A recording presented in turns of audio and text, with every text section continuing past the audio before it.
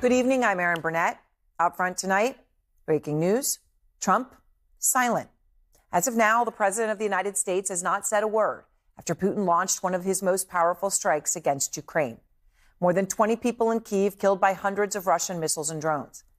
And as Trump was silent throughout the day, we did hear from the White House. This is what we heard. Perhaps both sides of this war are not ready to end it themselves. Whoa, both sides. Putin struck Ukraine overnight, hitting Ukraine with 598 drones and 31 missiles. This is not a both sides issue. Not last night, not tonight, and not since February 2022, when Putin invaded a sovereign country with the intent to topple its government and take it over and make it part of Russia. But maybe the both sides talk comes as a result of the fact that Trump has publicly given Putin space on his war. I believe Vladimir Putin wants to see it ended. He says he wants peace. He does. I believe Putin wants to do it. I think President Putin wants peace. Here's the reality, though, just to say it in black and white. Putin clearly doesn't want peace. He wants victory. So if those two things come together, sure, but otherwise victory is what he wants. Peace and victory are two different things. Take the statement that you just heard from July 15th, where Trump says of Putin, quote, he wants peace. He does. 24 hours after Trump said that, Putin launched a massive drone attack across Ukraine, striking Ukraine's energy infrastructure. And less than 2 weeks after Trump literally rolled out the red carpet for Putin, right? We're not being figurative here. It literally happened in Alaska, clapping for the Russian president, gave him a ride in the presidential limousine. You have Putin overnight launching the second biggest air assault on Ukraine since the beginning of the entire war. 21 people were killed, children. Putin also targeted buildings belonging to America's allies, the European Union and the British Council. And today, America's allies did stand up to Putin. They didn't hold back.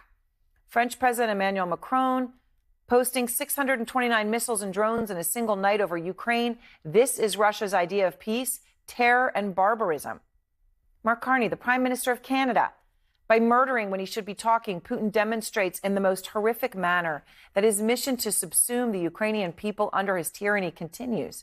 And the president of Finland, Alexander Stubb, who of course has the largest land border in Europe with Russia, says the only thing President Putin understands is power.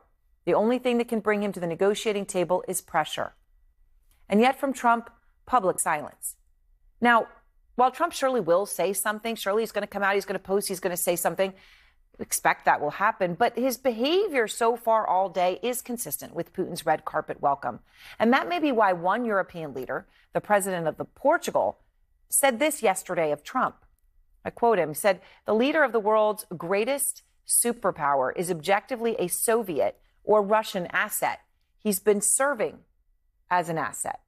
It's a pretty incredible thing to say. That is a sitting leader of a European country saying that. Now, tonight, Trump's team is approving $825 million of extended range missiles to Ukraine. But even that headline comes with an important caveat. Trump has been talking for months about Ukraine's need to be able to strike inside Russia. He was saying all of that, but what he was doing was different.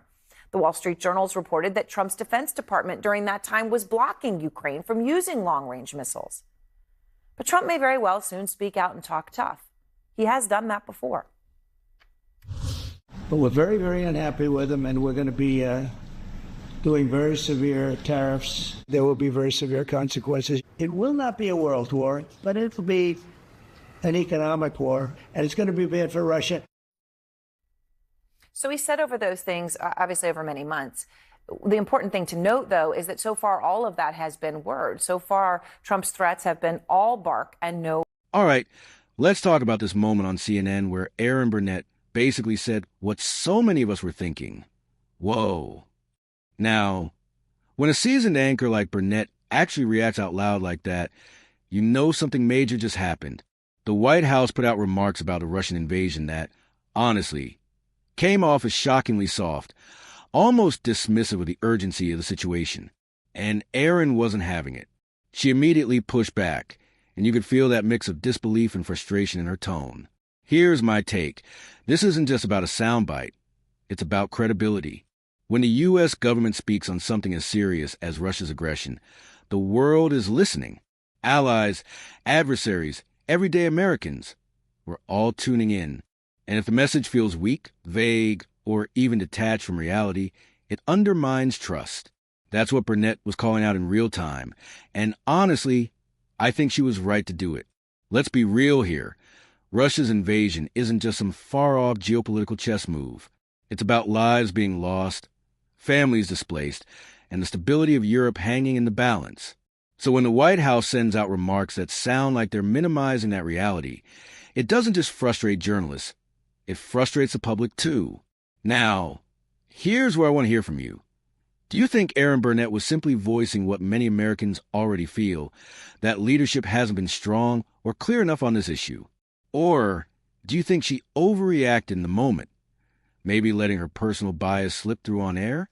Personally, I lean towards saying this kind of pushback is healthy. We need journalists who aren't afraid to say, hold on, that doesn't sound right. But at the same time, it also reveals how shaky and unconvincing some of the administration's messaging has been lately. So let's debate this. Drop your thoughts in the comments. Was Burnett right to smack this down live, or did she go too far? And more importantly, how should the U.S. be framing its message to show true leadership in the face of Russian aggression? If you're tired of sugar-coated political talk and want more real breakdowns like this, hit that like button, share this video, and of course, subscribe for more reactions where we don't just repeat headlines. We dig into what they really mean.